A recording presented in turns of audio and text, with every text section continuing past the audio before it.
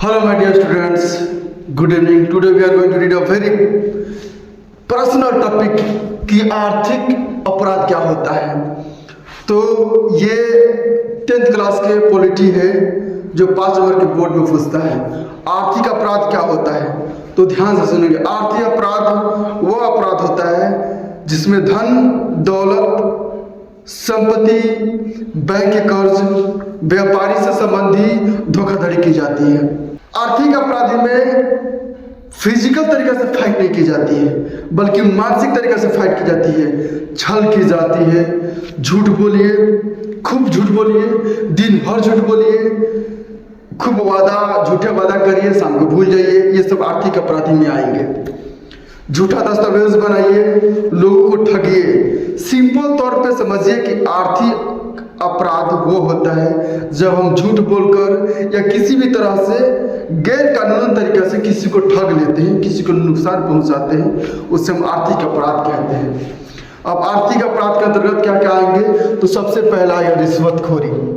रिश्वतखोरी आप समझते हैं कि रिश्वतखोरी जैसे मान लीजिए कोई अधिकारी है जो सरकारी पद पे है, सरकार के द्वारा उसे पैसे दिए जा रहे हैं 60,000 70,000 जो भी हो, और आप कोई कार्य करवा रहे हैं तो उसके बदले आपसे ज़्यादा पैसे लेना, पैसे का डिमांड करना रिश्वतखोरी के अंतर्गत आएगा। जैसे देख लीजिए पुलिस थाना में, देख लीजिए पुलिस थाना में क्या होता है, हम जैसे कोई समस्या हो जाता है थाने में जाते हैं तो सबसे पहले मुंशी बैठा रहता है, मोबाइल चला रहता है, बोलो मतलब ही forget that I am a Munshi.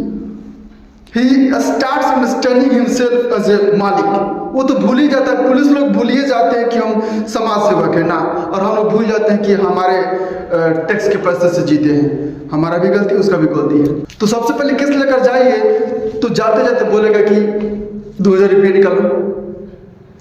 2,000 रुपये निकालिए, उसके बाद आपके द्वार पर जाएगा। वो भी करेगा कि नहीं करेगा वो तो बात की बात है, लेकिन पहले 2,000 रुपये लेगा। दारू पकड़ा गया, डील होता है, सर जी हाँ जी 2 लाख रुपया डन। उधर जाकर क्या बोलेगा, ये तो कभी यहाँ दारू बेचाता ही नहीं था, बड़ी संस्कारी टाइप के घर खानदान है वो। तो ये भी हमारे आर्थिक अपराध के अंतर्गत आएगा। ठीक है। घोटाला, वाह वाह क्या बात है। घोटाला का मतलब हुआ कि सरकार के धन का पैसा खजाना चुपचाप पचा लेना। अब जैसे देख लो रोड हमारे यहाँ बनता है, सरकार रोड पास करती है कितने में, तो 2 करोड़, कम से कम 2 करोड़, ज़्यादा से ज़्यादा आप इसका अनलिमिटेड है 5 करोड़ 10 करोड़। अब क्या करते हैं कि सरकार का पैसा भजा लेते हैं, उसके बाद सारा डुप्लीकेट मिठावन, ईटा, 2 नंबर का गिट्टी, 2 नंबर का सीमेंट, सारा चीज़ें डुप्लीकेट ले लेता है और रोड बना देता है। मात्र 6 महीने साल भर में रोड टूट जाता है। पुल के देखा जाए तो सबसे ज़्यादा धोखाधड़ी पुल में होता है। लोग पास होता है बिल 10 करोड़ में पुल बनेगा, पुल बन भी जाता है, 6 महीने के बाद पता चलता है कि बीचों में से चौक गया है। तो ये रहा, ये भी एक अपराध के अंतर्गत आएगा। कह सकते हैं कि हमारे समाज में सब लोग आर्थिक अपराध के अंतर्गत आएंगे, हर लोग आते हैं। मुखिया जी, हमारे यहाँ के मुखिया जी, इंदिरा आवास मिलने का जो प्रोसेस है मुखिया जी का अंतर्गत आता है। मुखिया जी क्या कहते हैं आकर कि 1,20,000 तुमको पैसा मिलेगा, जिसमें से 30,000 हमको दे दो, 40,000 इंदिरा सहायक को दे दो, बाकी तुम 40,000 में घर बनवा लो। ऊपर से आकर दबाव डालते कि अभी तो घर का नहीं बनवाया। मतलब आर्थिक अपराध इतना बन गया है ना कि हमारे समाज में असंतुलन पैदा हो गया है। और ध्यान देंगे, जब तक आर्थिक अपराध कम नहीं होंगे तब तक हमारे देश में डेवलपमेंट नहीं होंगे। तो ख्याल रखें कि दुनिया करे तो अलग बात है, हम हमारे शिक्षित भाई अपराध नहीं करेंगे, स्टूडेंट्स अपराध नहीं करेंगे। तो आप हमसे सुन लिए कि आर्थिक अपराध क्या होता है, एक बार पढ़ के समझ लेते हैं। देखिए, जब भी एग्जाम में प्रश्न आएगा कि आर्थिक अपराध का अर्थ क्या होता है, तो आप लिखेंगे कि आर्थिक अपराध वह अपराध होता है जिसमें धन, संपत्ति, बैंक कर्ज, व्यापार से जुड़ी धोखाधड़ी की जाती है। इसमें हिंसा नहीं होती, इसमें मतलब फाइट नहीं होता, आप लोले फोड़ देंगे, ऐसा नहीं होता है। इसमें मानसिक तरीके से छल किया जाता है, चालाकी से छल किया जाता है, झूठ बोला जाता है, नहीं, झूठा दस्तावेज बना दिया जाता है। जैसे देख लीजिए, हमारे सरकार के द्वारा गरीबों को ज़मीन दिया गया है, उसमें कुछ हमारे समाज के बेवकूफ़ लोगों के द्वारा, अमीर लोगों के द्वारा हड़प लिया गया है। अब बोला जाता है कि हमारा है। जब सरकार रसीद काटती है तब क्या पता चलता है कि ये तो सरकार का है, जिसे हम घरों में जुर्मा कहते हैं। ये भी धोखाधड़ी आता है। मतलब इंसान अपना ईमान तो बेचिए दिया है। तो अब समझ गए कि आर्थिक अपराध क्या होता है। आर्थिक अपराध के अंतर्गत आता है रिश्वतखोरी, जिसमें सभी लोग आते हैं। पुलिस, डॉक्टर के देख लो, झूठ बोलकर ऑपरेशन कर देता है, डरा कर ऑपरेशन कर देता है। एक डॉक्टर साहब है जो यूट्यूब देखकर ऑपरेशन कर दिया। बताइए कितना बड़ा ये आर्थिक अपराध है।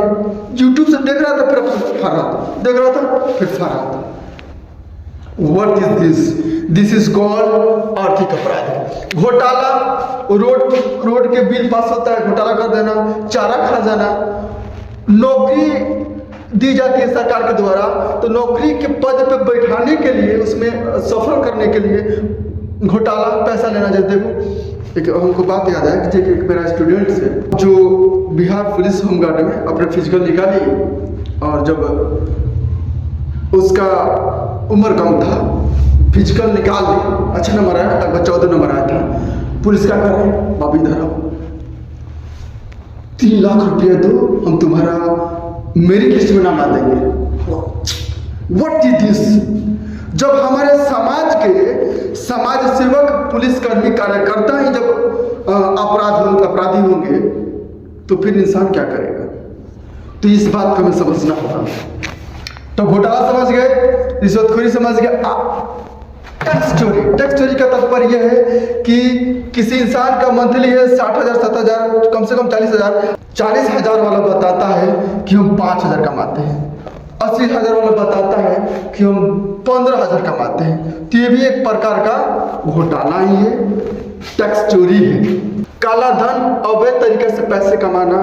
जैसे मान लीजिए किसी चीज़ का मूल्य हो 50 रुपया, 120 रुपये में कमाना, जिसे दारू बेचकर कमाना।